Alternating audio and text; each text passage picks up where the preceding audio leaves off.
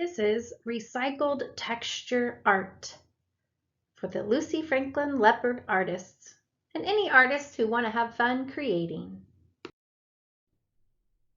Hey Lucy Franklin Leopard artists, it's Mrs. Schotte, and since I can't be with you at Lucy Franklin Art Room, I brought my art room to my house. Thank goodness Mr. Schotte has lots of patience for me to change my studio.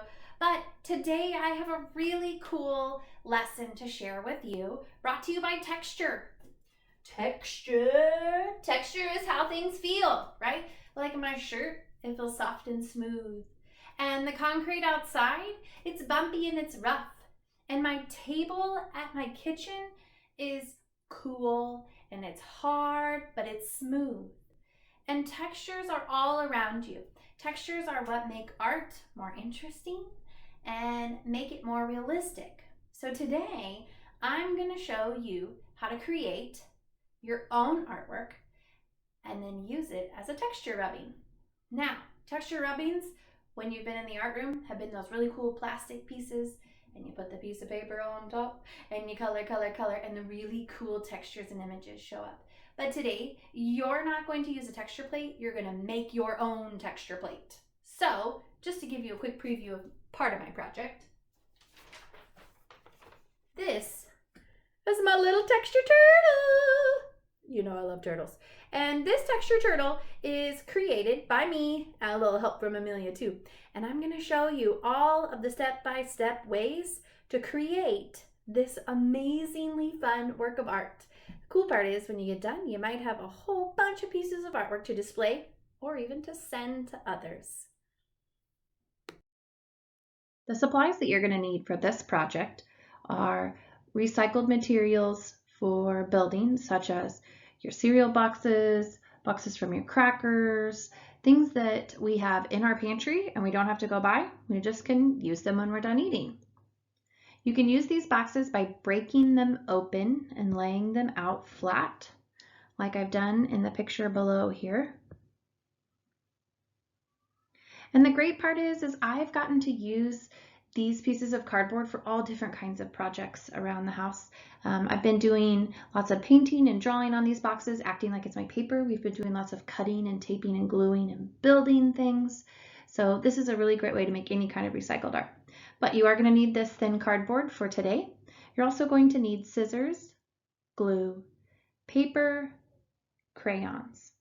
If you want to take your project to the next level and add lots of extra fun details, you might also want watercolor paints or markers or any kind of other coloring supplies, but it's not required. Here you can see two different pictures of my drawing. So the picture on the left is where I started breaking down the parts. I have my turtle shell, I have all of my turtle's feet. I even drew the little toenails extra to the side. Now, I did include them right here just so you could see that's where I was thinking about putting them, but you have to draw each little piece separately and glue them in layers, which is why over on the right, I have it labeled, like I have a foot, I have a head, that way I wouldn't forget. Then over here to the side of the head, you can see the parts for my face. I have the eye pieces, and then I have my little triangle, curved triangle for my mouth.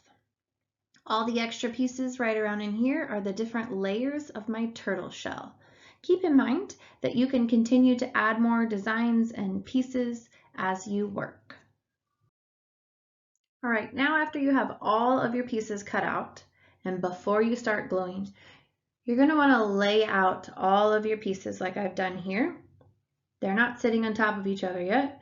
They're just spread out, but I know that the toenails go with the toe. I kind of place the little circles for the turtle shell above the shell. I place the parts for the face near the face. This just helps me stay organized and knowing what parts to glue on.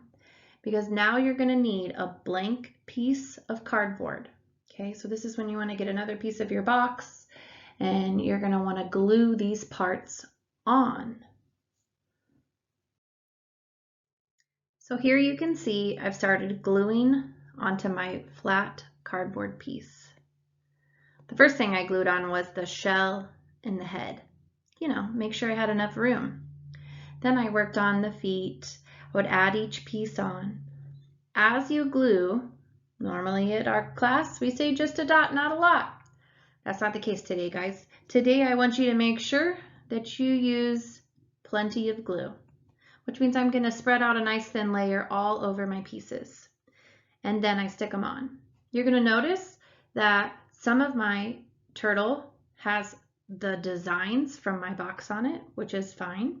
Some of it's the inside blank cardboard pieces. I made some changes to my artwork as I worked, and I found that something else worked better. So it's okay to flip them over, move them around, change it how it works for you.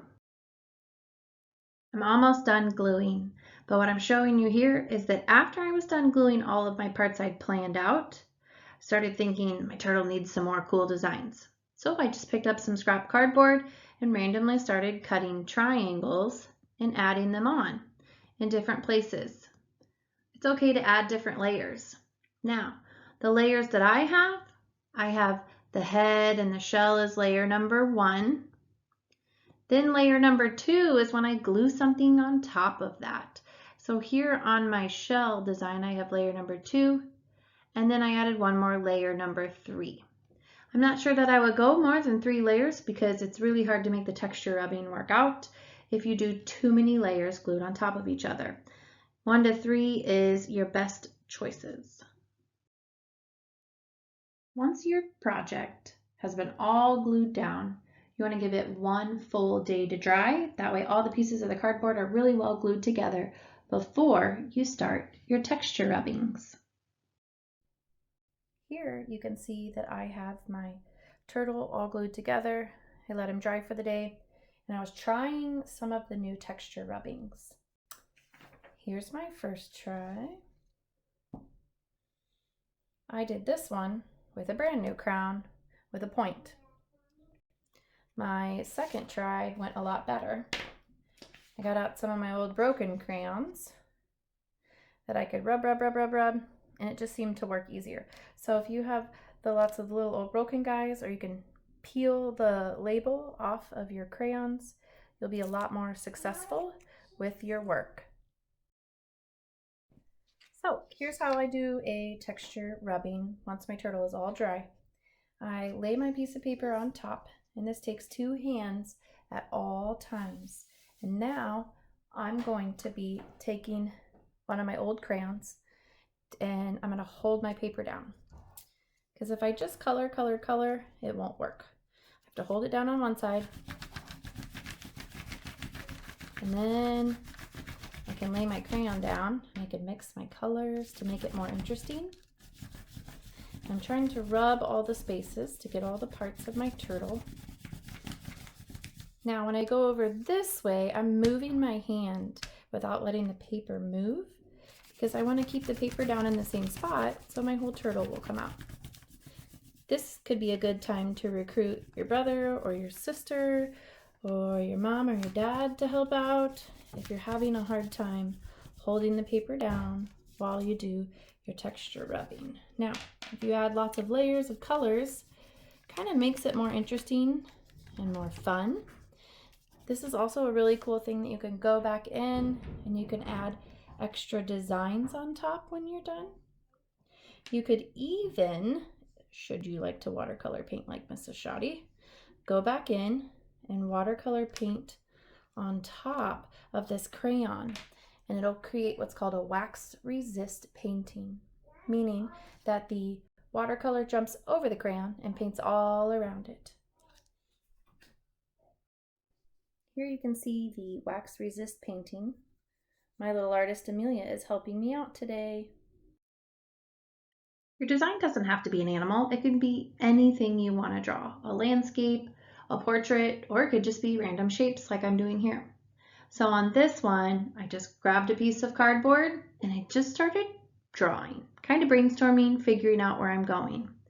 My next plan is to cut out extra shapes and glue them on top, and it's okay if they don't fit exactly, like the hearts or the circles and the lines, and to go through the process. This piece is still a work in progress. Hey leopards, I really hope you enjoyed my lesson on texture. There's a lot of cool things that you can do with this project. You saw the start of my next design with all those crazy shapes. I can't wait to see where it goes. this was what I first showed you. And you got to see my actual turtle made of cardboard in its process. I let Amelia try out the watercolor painting. She's pretty proud of her masterpiece to send to Grandma. And I tried it myself. And with watercolor this time, I added a little bit of black, which kind of turned gray, and then I put red on top. And I really love the weird look of it. It's almost metallic and sparkly. It's a lot of fun. And then if you want to take your art project to a final awesome cool level, I decided to add a little cool to my turtle. So now that my turtle's done, I've used it as a texture rubbing, I used markers. And you can see that I decided to add a little extra details to my turtle friend Speedy here. I thought she needed little flames for her speed. So please enjoy this time to create with your families. I really enjoyed seeing the artworks that you created over the last few weeks. I'm so glad you emailed me pictures of the fun that you're having. I hope that you will send me more pictures so that I can share them with the rest of Lucy Franklin families. Have your parents snap a picture of your work and send it to kschotte@bssd.net. Leopards, I can't wait to see you again soon, but until then, I'm going to see you online for the next few weeks. Keep creating. I can't wait to see what you've done. Bye!